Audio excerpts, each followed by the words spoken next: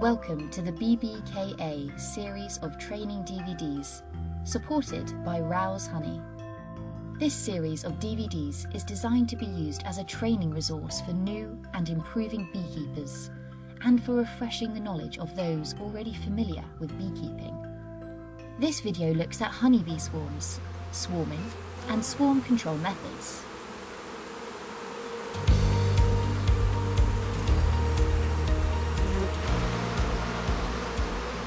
Swarming is a natural process for honeybees, the only bees that swarm in the UK, and its purpose is to reproduce new colonies. If bees didn't swarm, the number of colonies would diminish over time.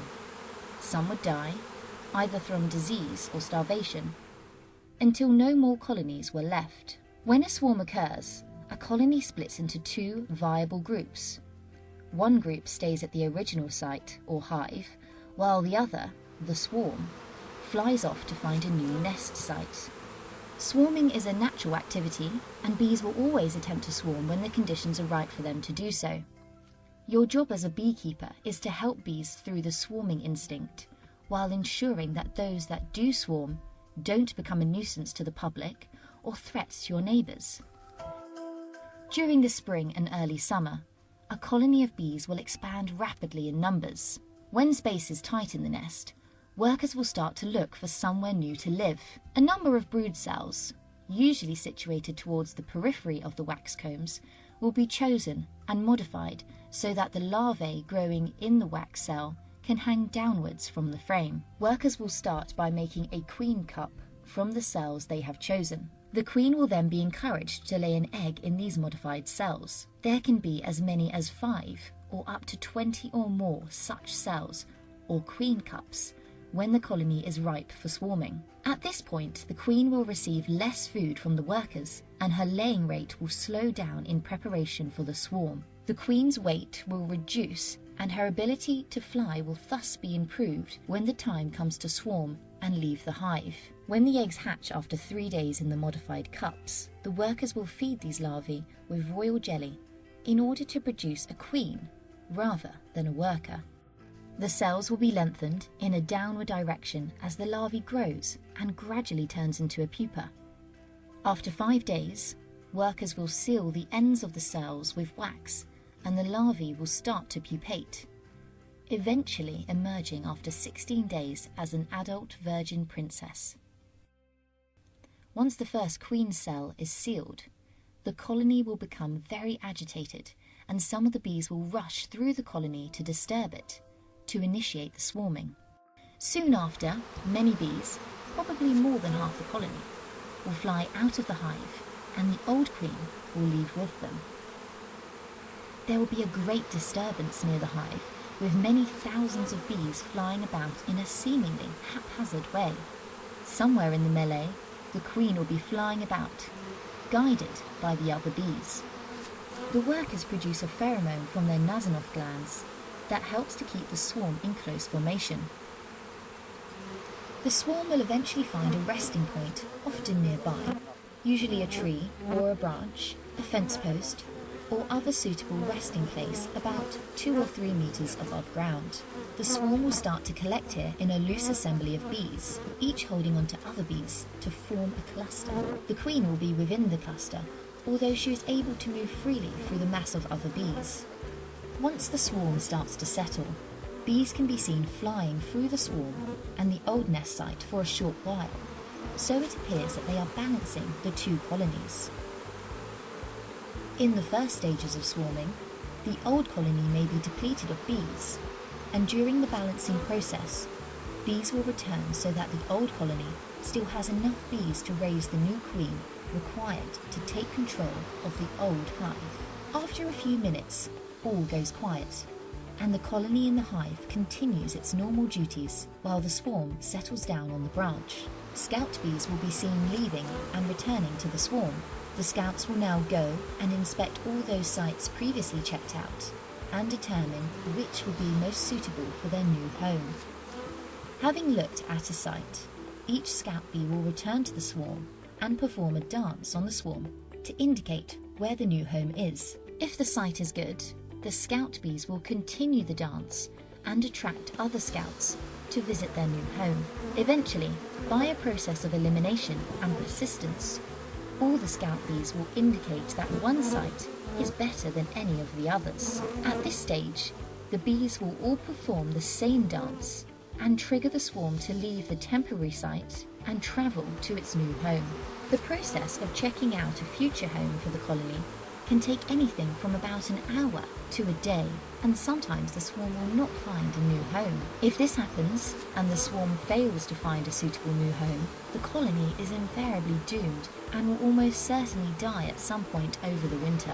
During the flights to the new home, the streaker bees will fly through the swarm, leaving a pheromone trail to guide the other bees, and when the colony reaches the new home, there will be other scout bees at the entrance to guide the swarm in by fanning air over their Nasanov glands.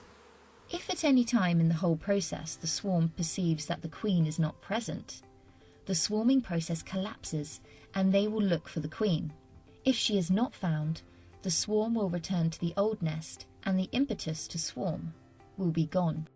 Once the swarm has left, the remaining bees will continue their work foraging and caring for the new queen cell in the nest.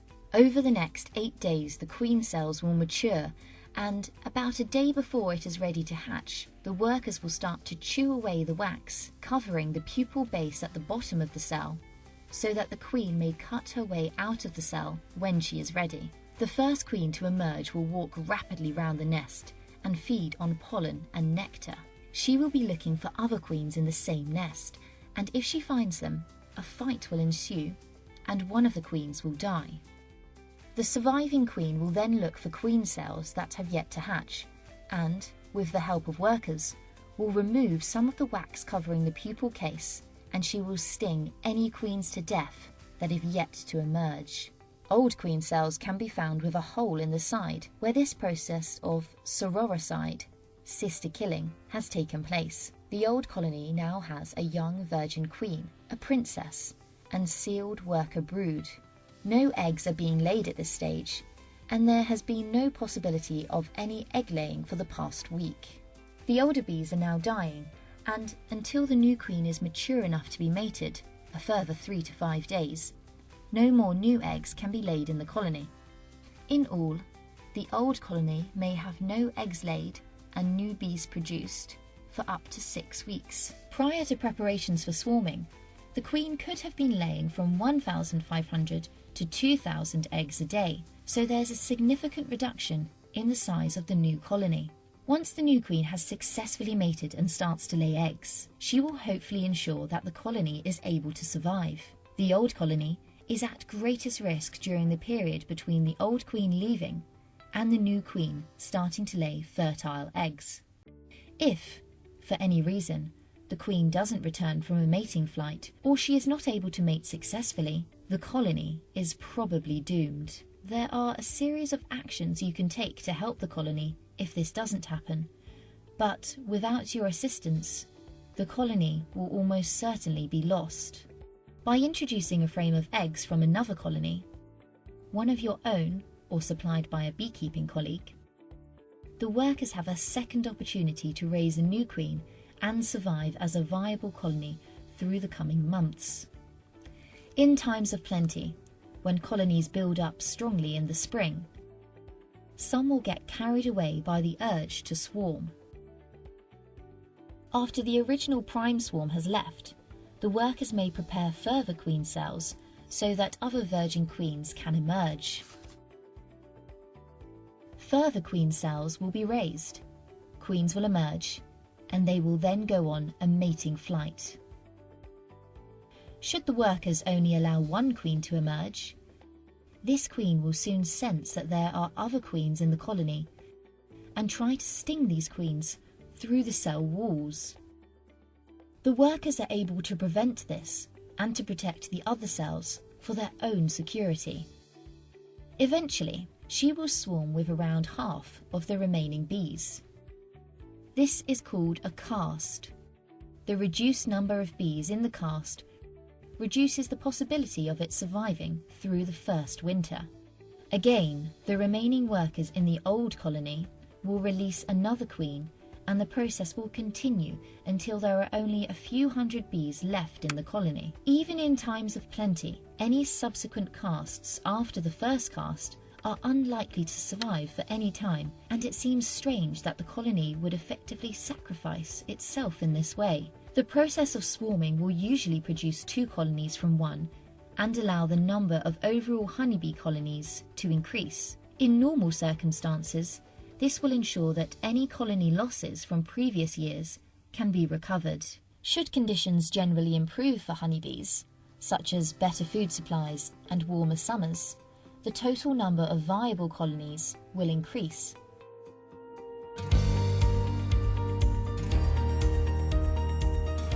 Once the colony has reached its new location, the workers must start to build new wax comb so that the foraging force can collect honey and pollen to keep the colony alive.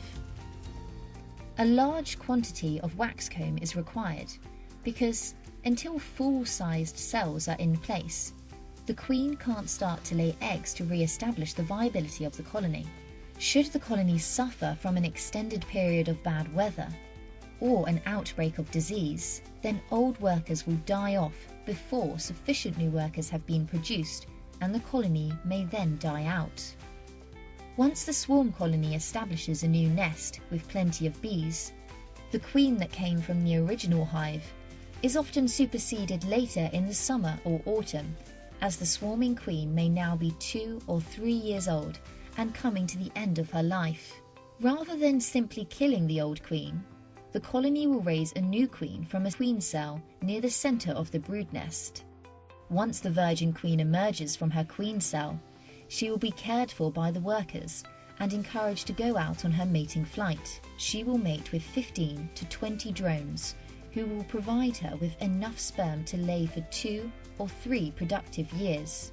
After mating, she will eventually settle down to lay eggs, and will often do this alongside her mother, the old queen. As the season moves towards winter, the older queen is cared for less and eventually dies, leaving a new, young and well-nourished queen to take over all egg-laying duties.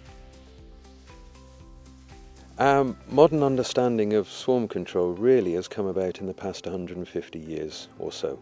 Bees have always swarmed, and it was just treated as part of beekeeping that they did swarm.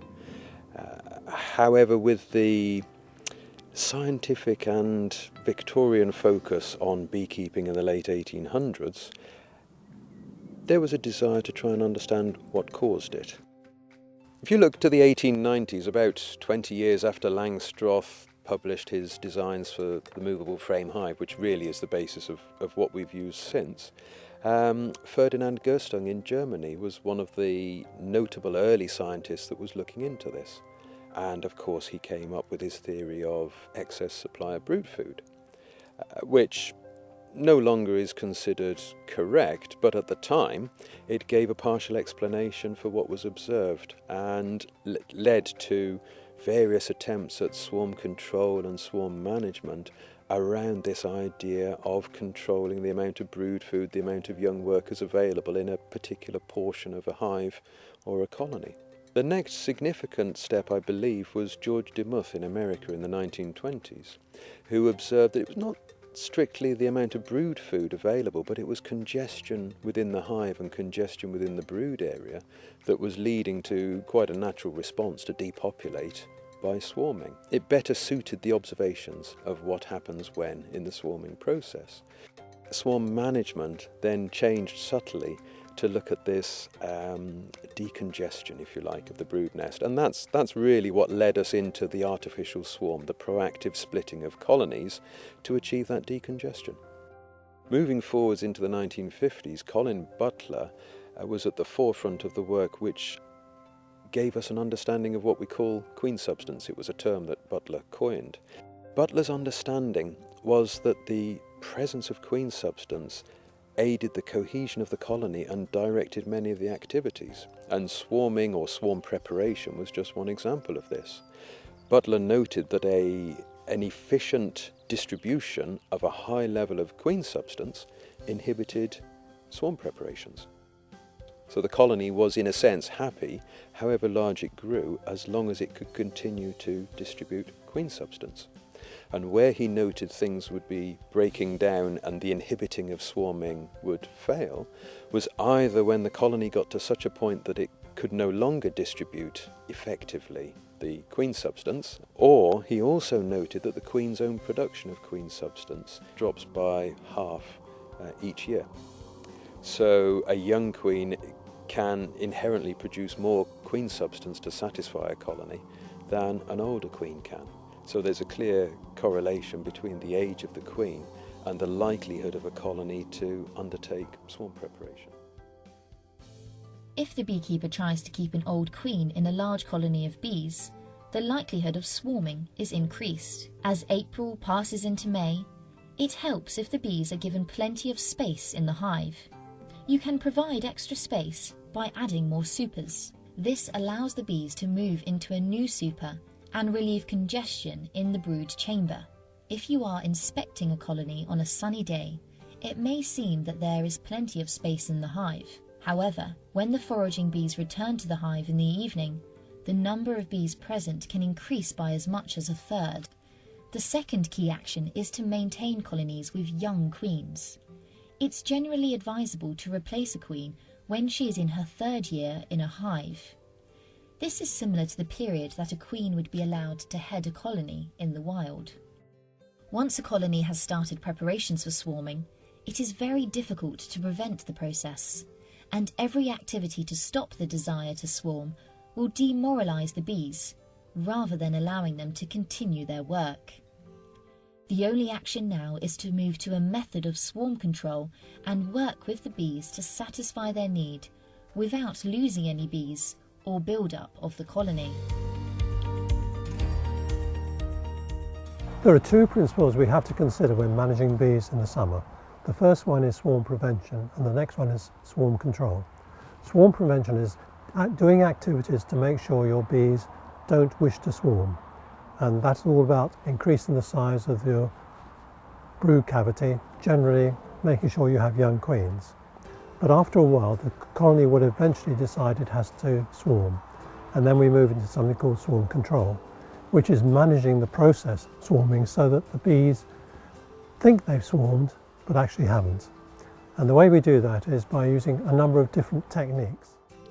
Over the next few minutes, we are going to look at some of those techniques, including Pagden, Snellgrove, Demery, and Shook Swarm. All the methods work on the principle that there are three components to a colony: the brood, the queen, and the flying bees. If one of these elements is separated from the others, the colony will consider that it's swarmed.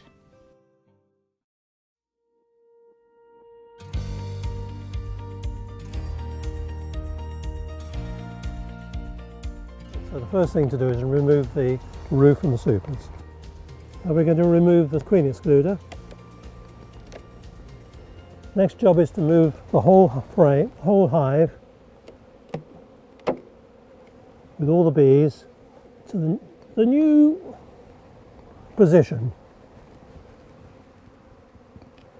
Now we're going to put the new hive in here. We've got 7 frames of foundation, and towards the back a couple of dummy boards just to fill the space up. What I need to do now is to find the queen on the frame in there and bring her over to here and place her somewhere in the middle.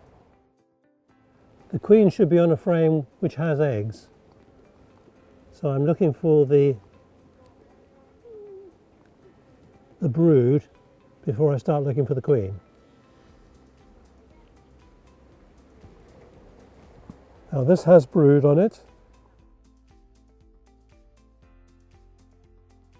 Take this whole frame and put it in the new brood box.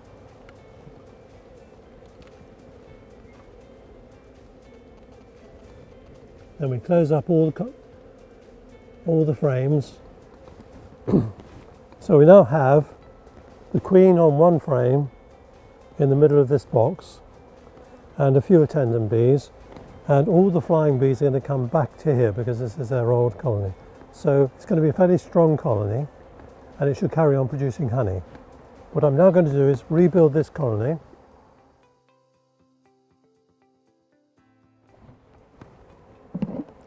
That's that colony rebuilt. Now this colony is queenless, and after about an hour or so they will realise they're queenless and start to make a new queen cell. So we just close the whole hive up. This colony now only has 10 frames. It's lost a frame, but that doesn't matter because these bees are going to concentrate on producing a new queen rather than making lots of honey. So first of all, crown board goes on, and then the roof. Already you can see that the flying bees have orientated themselves around this hive. Even though it's not the same inside, the bees are all flying back here, and this is going to be strong with flying bees, so it will carry on producing honey. Whereas if you notice the other box, there are no bees flying in and out. This is because all the flying bees are orientating themselves around here and not here. However, to make absolutely sure, a week later what we're going to do is move that colony to the other side. And then the flying bees that during that week have started to orientate to this colony will find that the colony is moved, and they'll look for another colony to join. They'll find this one here, so they will reinforce this colony. So by moving it from one side to the other, we are simultaneously weakening that colony to make sure it only produces the one queen, and at the same time strengthening this colony to carry on producing lots of honey. Let's assume now a week has passed, and what's been happening during that week is this colony has continued to produce honey. The queen has settled down in the new hive. Hopefully she started laying on those frames. The frames of foundation would have been drawn out so she can start expanding her colony again. But as I said before, this has all the flying bees, and because it has all the flying bees, they're going to be producing lots of honey. This colony, on the other hand, during this week is reorganising itself, and there will be some flying bees here now. Now we don't want those flying bees in here because we just want the nurse bees to look after the queen, and we want the colony to be relatively weak so it doesn't feel it can swarm. So after a week, what we're going to do is now move this colony to the other side, which I'll do now.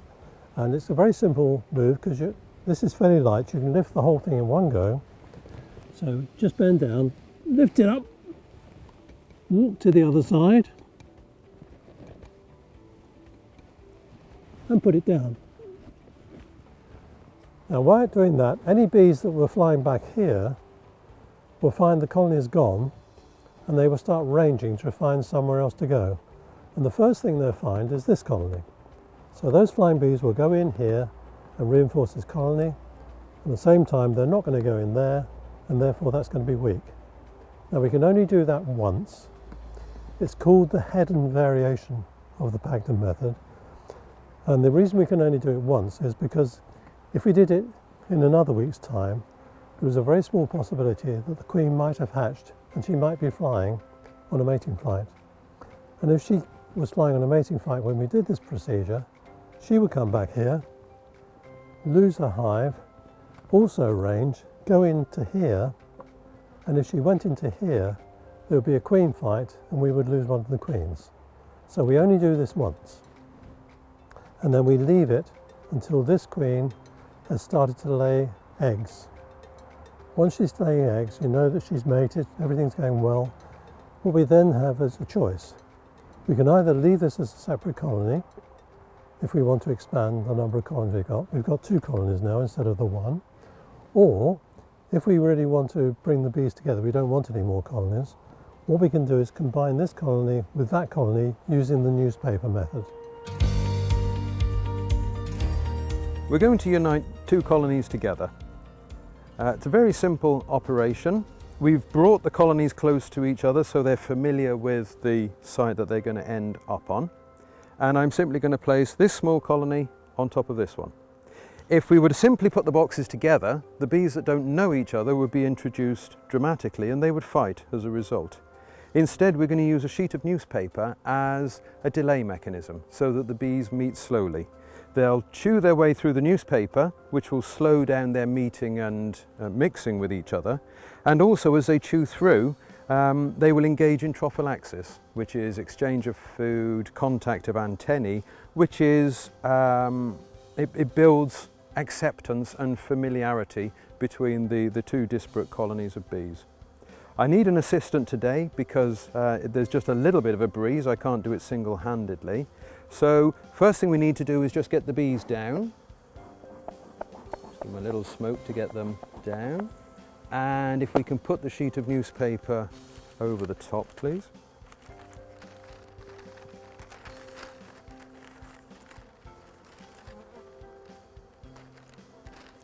Lovely. I need to make a couple of incisions on the newspaper just to allow the bees a start so they can get a bite on the smooth paper. And I just go in with the corner of the hive tool, not even a space big enough for a bee to get through, 3 or 4 of them, because you don't want the bees just rushing through. It's just enough of an incision that they've got somewhere to start slicing with their teeth. So, this box on top, and come in there, and I will just place it like that. Line it up. And there we go.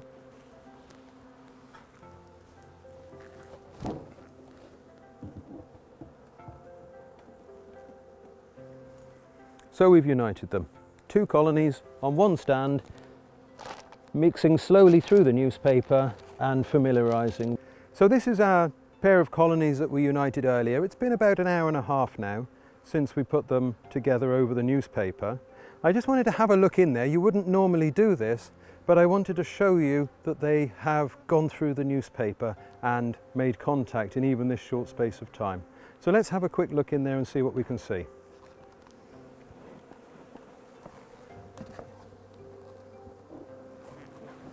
Ooh, busy. Right, if you could hold the paper for me. Come up there and reach in here, sorry. What have we got? Contrary to our expectations of having started holes in the centre, we'd think they'd go through in the centre. What they've actually done, we must have torn the paper as we were putting it down or lining the boxes up, and they've chewed away quite a substantial slit here at the front. Doesn't really matter where it is as far as they're concerned. They're coming and going freely through it. I've got a space about that long that's at least a generous bee space wide, so they're just coming freely backwards and forwards through that gap.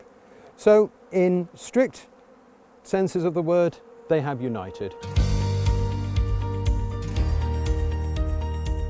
The smell grove method is very much like the Pagden, except in this case we're making a vertical split instead of a horizontal split. So effectively what I'm going to do is take the brood box down here and put it up here and put a new brood box down the bottom with the queen. So first of all you've got to disassemble the hive, and now I'm going to replace the crown board with the queen excluder. What I need to do now is to move this colony to one side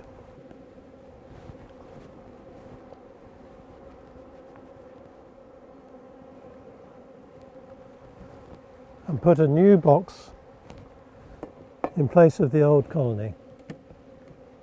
This new box has foundation in it, 7 frames of foundation, and towards the end it's got some dummy boards. The reason it hasn't got 11 frames is this colony is going to be somewhat weakened in the brood area because we're taking the brood away, and if you put too much foundation in, the bees are likely to start chewing away bits of foundation to build comb. We don't want them to do that.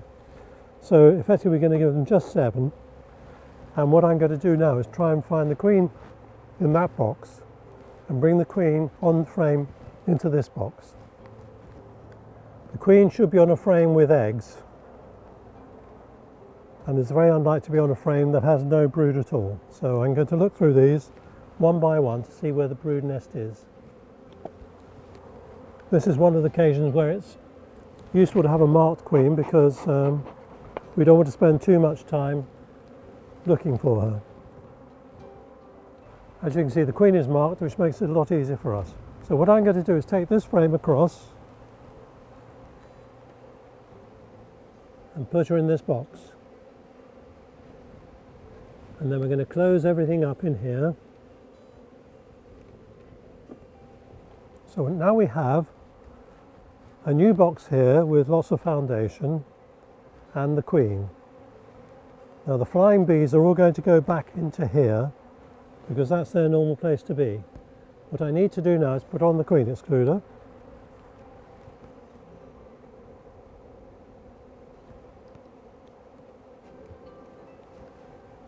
Then put on the 2 supers. Right, so this is now the colony with the queen, no brood, and all the flying bees.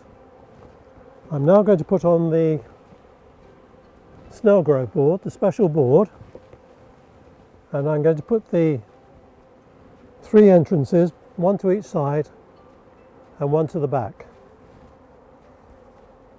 This board acts as a crown board for the lower colony, and if I open that door there, it's a new entrance for the colony that's going to go above. The colony above will have no queen, lots of young bees and lots of brood. This colony has now only got 10 frames, but it won't matter because it's going to be weakened and therefore not able to fill that area with wild comb. So now I'm going to put this on top of the snail grove board.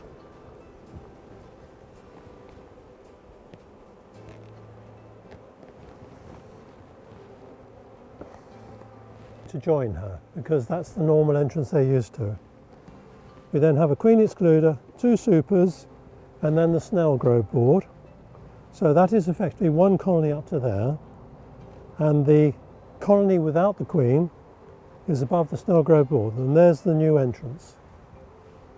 And these bees are just a little bit confused, and they will probably fly out of here and then go down into the bottom box and rejoin them.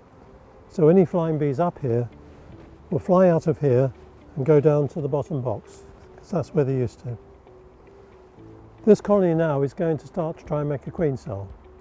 It hasn't got a queen, it knows it hasn't got a queen, so within an hour or so it will start building a queen cell. So we can start counting from now to say that within 16 days of today we should have a new queen in here. Now after about 4 or 5 days, what we're going to do is close this entrance here and open the entrance below it. What that will do is mean all the bees that have oriented to this entrance here will come back here and effectively go into this hole here rather than that hole there. This hole is below the snail grove board.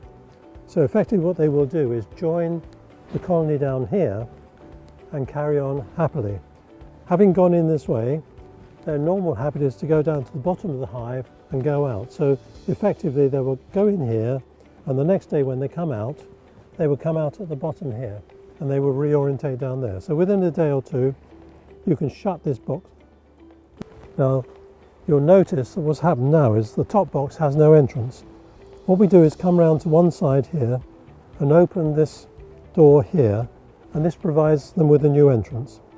And what will happen is the bees will come flying in and out of here, and those that were used to coming in back to here will come back here and go into the bottom entrance and go down the bottom. But that will only happen for about a day or 2. So if you leave that open for a couple of days and then shut it, no problem.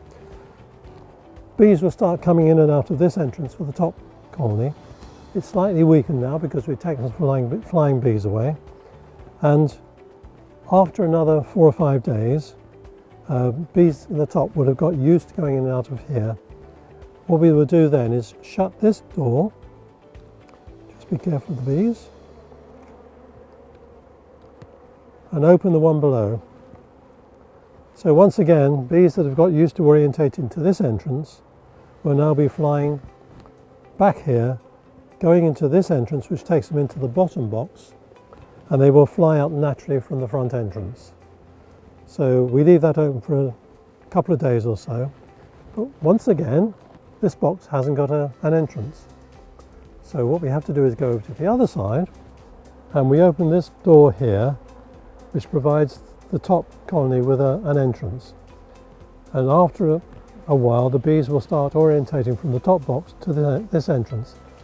Any bees that go back to the old entrance will go into the open door there and go inside and join the bottom colony.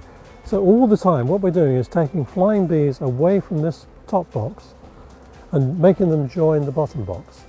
That means the bottom box becomes stronger in terms of flying bees, which means that they collect more honey. This colony gets weaker in flying bees, and therefore it's not able to produce more than 1 or 2 queen cells, and it's not able to support casting. So this will only produce 1 queen, and that 1 queen will be mated. Now, you can't carry on doing this mechanism too long, because eventually the queen cell in here, after a couple of weeks, will hatch out. After 16 days, will hatch out. And once she hatches out, you've got to be very careful, because you don't want the queen coming out of one entrance and going into the other and joining the bottom colony, because all they'll do is fight with the old queen and you'll lose one of your queens. So after the 2 techniques here, we have to leave this one open until the queen is mated. Once she's mated and started laying eggs, you're then safe, and you can then decide whether to join this colony with the bottom colony, keeping your new queen and getting rid of the old queen using the newspaper method, or whether you keep this as a separate colony because you want to increase the number of colonies you've got. This is very much like the Pagden method, except you've got a vertical split instead of a horizontal split, but the methods and techniques you're using are exactly the same.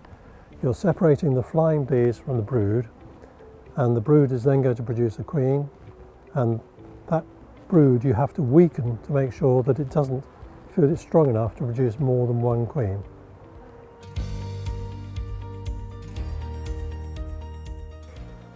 We're going to look now at the Demery method. There are many variants of Demery. It's something that's been around a long time, and it has evolved over the years. Strictly, the original Demery was a preventative measure, so it was applied to a colony which hadn't yet started preparations for swarming. A good strong colony. Essentially, the Demery manipulation added an extra brood box, contained the queen within that brood box, and moved the existing brood upwards. So essentially reduces congestion. The queen is contained with a queen excluder, and so all the other bees have free access to either the new brood nest at the bottom or the old brood nest that's been moved to the top of the box. So the colony hasn't been divided, really just given more space. So we're going to take this colony and we're going to find the queen in the bottom, the old brood box. We're going to move her on a frame of brood into this new box of drawn comb, and this is now going to become the new bottom brood box. We'll put the queen excluder over the new brood box, pop the super back on top of the queen excluder, and then the old brood box on top of that, and that's a manipulation completed. So I will start on that now. A little bit more smoke.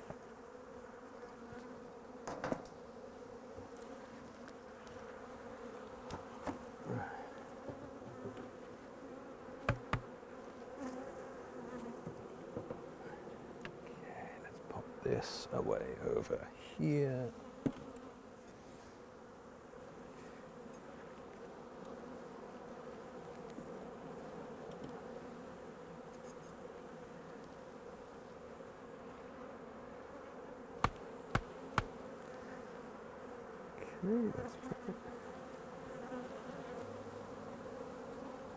Okay, here she is on this frame of brood. So I'm just going to take it across and place it gently into there. There we go. So this has got the queen in, and that's going to be our new brood box. Let's put this one back together.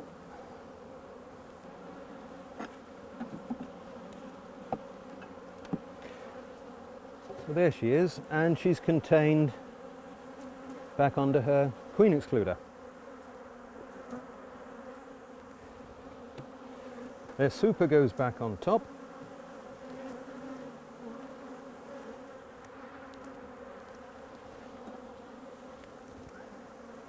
And then above that, their old brood box.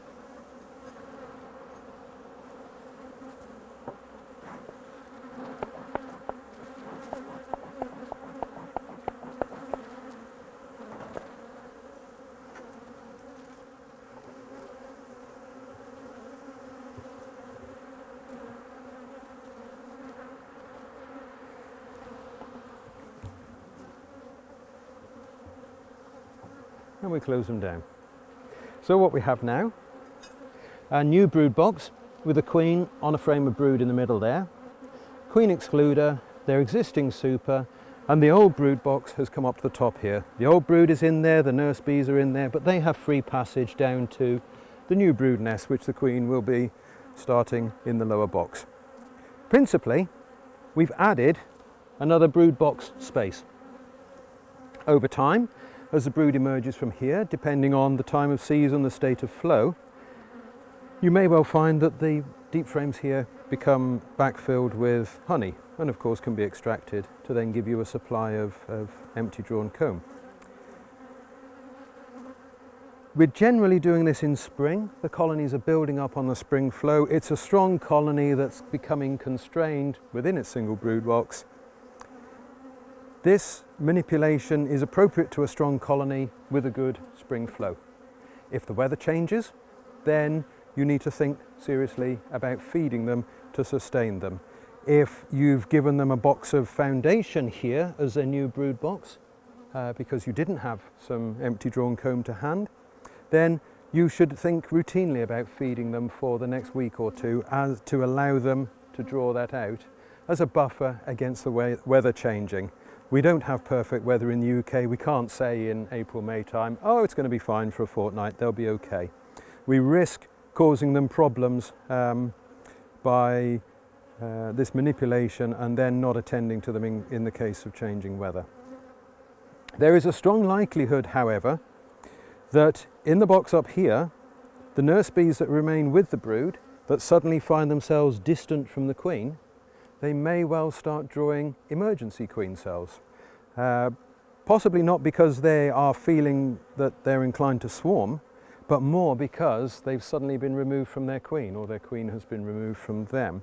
So they may feel the need to draw emergency queen cells. So it's important with this manipulation not just to walk away from it and leave them to it, but to come back in 7 days or so and have a look in this top box thoroughly and destroy any emergency queen cells which have appeared. By that time, of course, there won't be any remaining brood up here that's young enough for them to then go through the cycle and create more emergency queen cells up here. Progressively more of this brood will be being sealed and needing less attention from the nurse bees, or itself emerging and then becoming house and nurse bees. So the focus of the colony should naturally shift down to the expanding brood nest which has been established in the bottom box. The other caveat about this is it may prevent them from getting to the point of swarm preparations when done early in the season. But if the queen is laying well, the colony is thriving, the weather conditions and the income is good, later in the season they may again get congested and may think about swarming further down the line. So it's not a one hit that will solve it for the rest of the season, but it's a good preventative to discourage them from even starting the swarm preparations.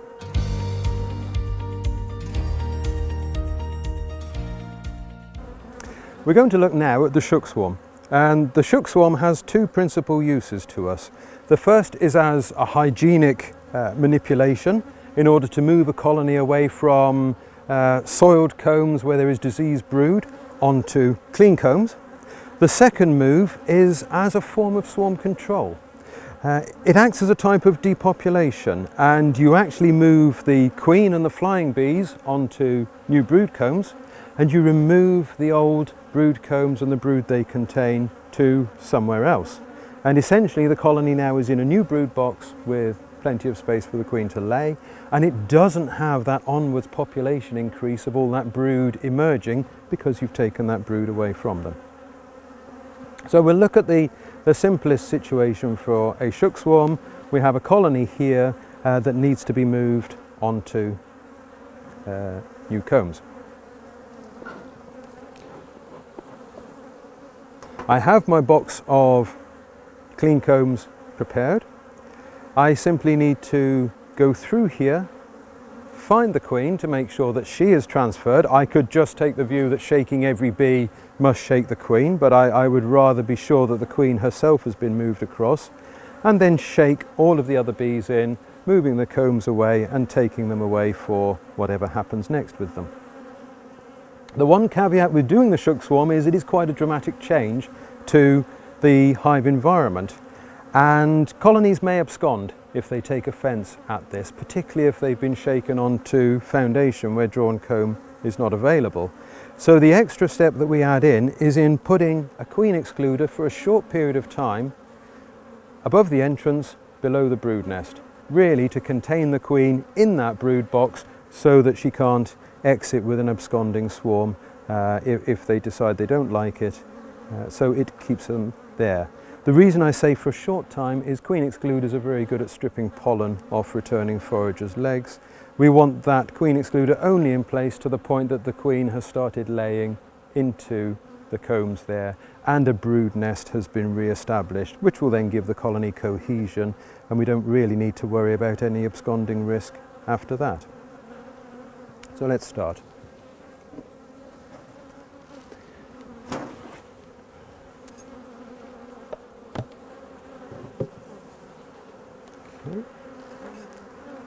First thing I'm going to do is move the old brood box away. It will help me if the flying bees are leaving there and coming back to the new location anyway, because it's transferring them without me having to do it.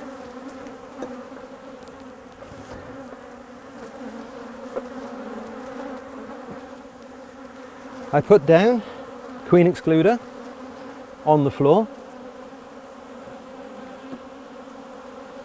and then add a new brood box on top of that.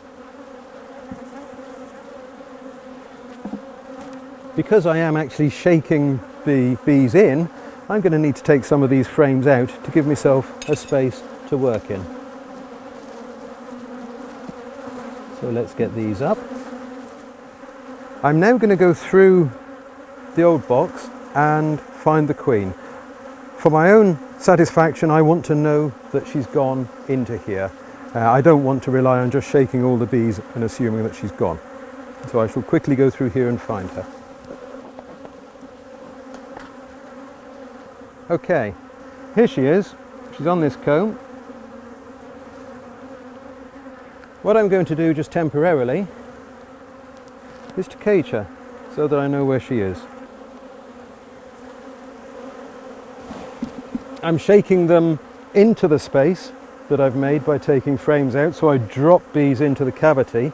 I've got enough frames out that I can turn the one I'm shaking diagonally. I'm not trying to do a precision shake within the confines of the box. I've got more space with it on the diagonal to make the task easier.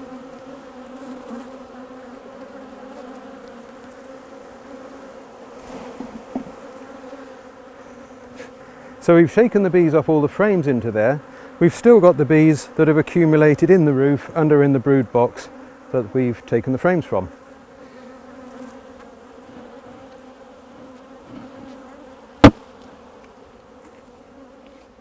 One sharp tap of the empty box onto the roof should drop all the remaining bees down. Never two taps because you'll end up squashing them. If we come round to the front, we can knock these bees down into one side and then into one corner and tip them in. We've got the vast majority of them in. We can now backfill with the new combs that we took out to make space.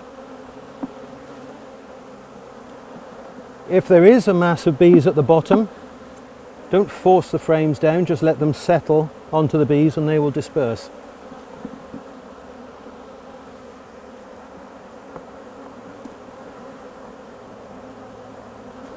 There we go. And then of course the last step is to reunite them properly with their queen. And in she goes, and down.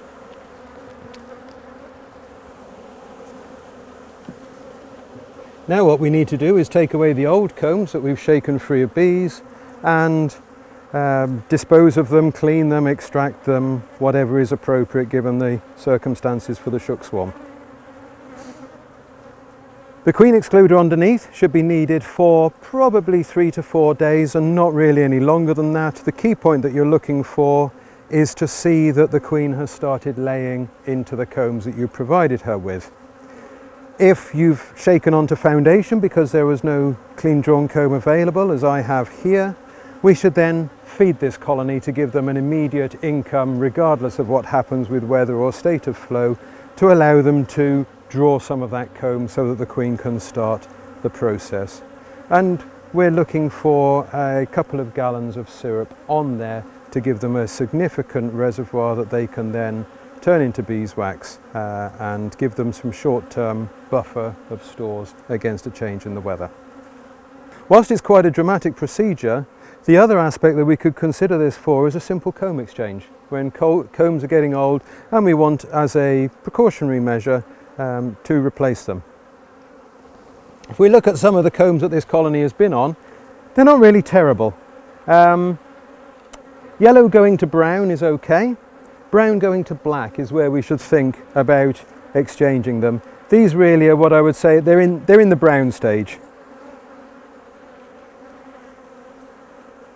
But by moving the bees onto new comb, we've given them a fresh start.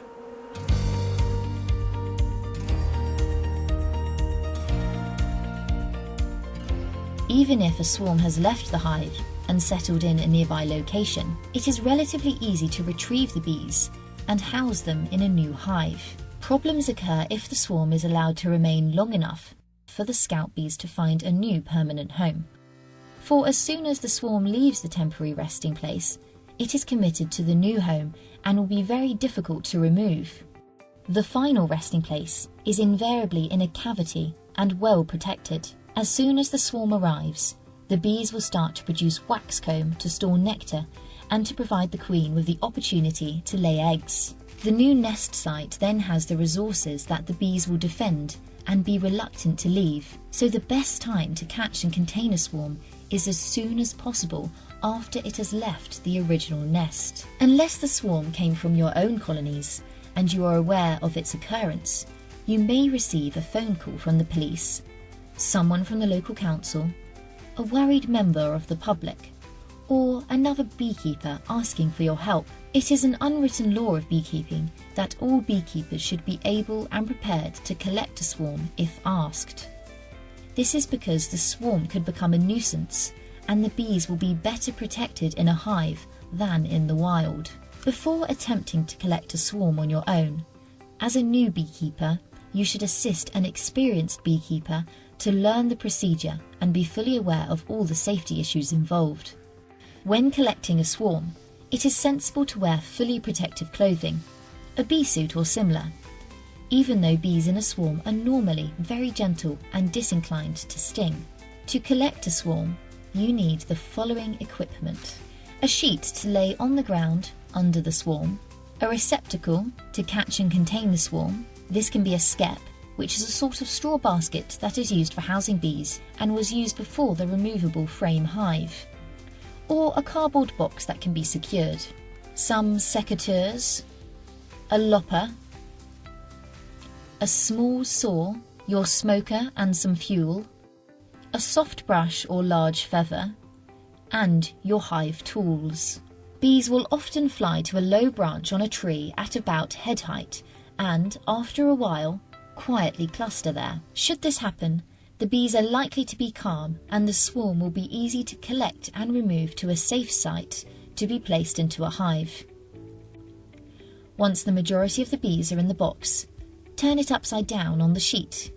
Now the box is ready to be removed. Pull the sheet over the box and tie it to make sure the bees cannot escape. Once this has been done, you can carry the complete apparatus and bees away, in a car if necessary, to an apiary where the bees can be placed into an empty hive. Having got the swarm back to the apiary, you need to put it into a hive. Usually the swarm is not too large to place in a hive box that holds 5 frames. Place the hive box on a stand and put a flat board in front of it, sloping from the ground upwards until it reaches the entrance. Gently unwrap the swarm and place it over the board. Carefully turn the box upside down over the sheet and give it a sharp tap or shake until all the bees drop out onto the sheet and appear somewhat confused. Some of the bees will start to walk away from the pile, and as they prefer to walk upwards, a few will eventually find the entrance to the hive box. After a few minutes, these bees will enter the hive and decide that it will make an excellent new nest site. At this stage, they will come out at the entrance, start to expose their Nasonov gland to attract the other bees, and start fanning. Some bees will join them and start to do the same thing. Within a few minutes, all the bees in the swarm will sense the pheromone and walk towards the entrance. Sometimes the queen will be seen rushing across the other bees in her dash to enter the new hive to inspect her new home. After a few moments, virtually all the bees will be inside the hive, and you can remove the sheet and board. This process can take from 15 to about 30 minutes from start to finish. The movement of the bees as they enter the hive almost looks like a stream of bees flowing into the hive and is a sight that all beekeepers find delightful. Feed the bees after 3 days. This film shows the common methods of swarm prevention and swarm control. Clearly there are other systems, some of which are to be found in our literature, in books, and on the Bbka website. For further details, go to bbka.org.uk.